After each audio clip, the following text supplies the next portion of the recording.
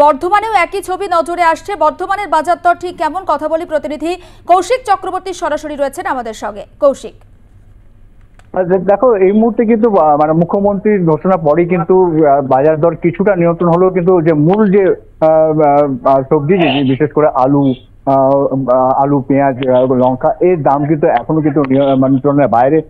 এই মুহূর্তে বর্ধমান শহরের আমি রয়েছি স্টেশন বাজার এলাকায়। এখানে কিন্তু আলুর দাম কিন্তু 28 থেকে 35 টাকার মধ্যে কিন্তু রয়েছে আলুর দাম।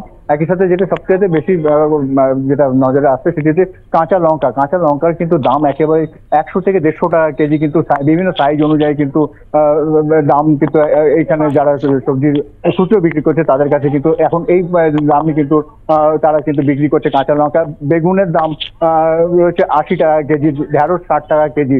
বিশেষ করে পেঁয়াজ রয়েছে 30 থেকে 35 টাকা কেজি হিসেবে কিন্তু পেঁয়াজ বিক্রি হচ্ছে।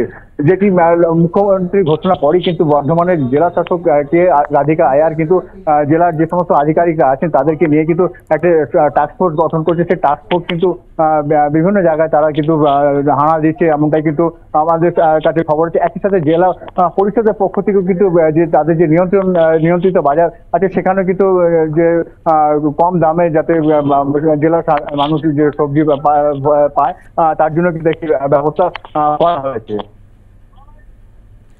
একেবারে তাই, বুঝতে পারছি কৌশিক। আপাতত তোমাকে ধন্যবাদ। এবং বর্ধমানের বাজারেও একই ছবি নজরে আসছে। প্রশাসনের তরফ থেকে বাজার ঘোরা হচ্ছে বা প্রশাসনিক আধিকারিক যারা রয়েছেন তারা বিভিন্ন বাজার ঘুরে দেখছেন, কথা বলছেন বিক্রেতাদের সঙ্গে। কেন হঠাৎ করে এই মূল্য বৃদ্ধি, কবেই বা দাম নিয়ন্ত্রণে আসবে, সব বিষয়ে কথা বলছেন তারা। তবে স্বাভাবিকভাবেই সমস্যায় পড়তে হয়েছে মধ্যবিত্তকে।